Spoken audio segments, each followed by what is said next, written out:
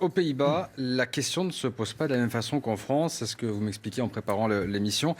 Le Premier ministre, on peut finalement l'interviewer tout le temps. C'est pas vraiment un événement, en fait. Non, pas du tout. Il peut être invité tout le temps. Enfin, en fait, ce sont les journalistes qui l'invitent et pas l'inverse, comme ici en France, où ce sont les hommes politiques qui appellent le rédacteur en chef en disant hey, « je veux être sur ton émission ce soir ». On appelle aussi les politiques pour leur dire est-ce que vous voulez bien venir pour dans décrocher un poste en tant que chef du cabinet pour le prochain ministre. Non, mais en fait, les rapports entre hommes politiques et médias aux Pays-Bas sont complètement différents qu'ici. Les médias aux Pays-Bas contrôlent les politiques.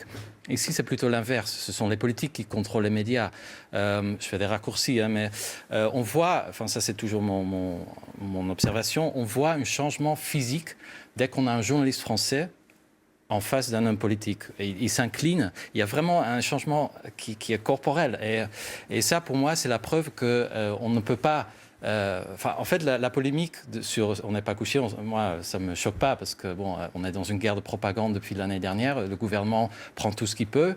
Donc, ça correspond parfaitement dans la stratégie de com.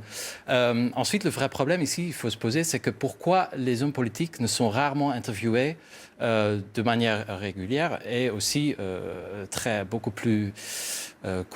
beaucoup plus critique. J'ai rarement l'impression qu'un homme politique a quelque chose à craindre quand il va sur un plateau en France. Aux Pays-Bas, c'est le contraire. Un homme politique est là pour être massacré, pour être contrôlé et il sortira d'un plateau en sueur et peut-être en larmes. C'est ça le rôle des médias. Dans le monde entier, ça devrait l'être. Mais en France, ce n'est pas du tout le cas. Ici, on met les gants, on déroule le tapis rouge, on sort le champagne et dès qu'il y a un homme politique qui entre sur un plateau au studio.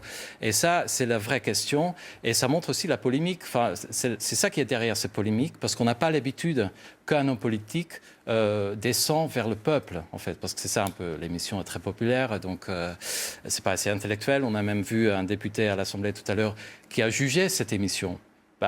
Aux Pays-Bas, ce serait impensable qu'à l'Assemblée, on juge des émissions télé parce qu'il y a l'indépendance. Donc tout cela, tout ce qu'il y a derrière ces polémiques, à mon avis, c'est ça, c'est le rapport entre politique et médias en France.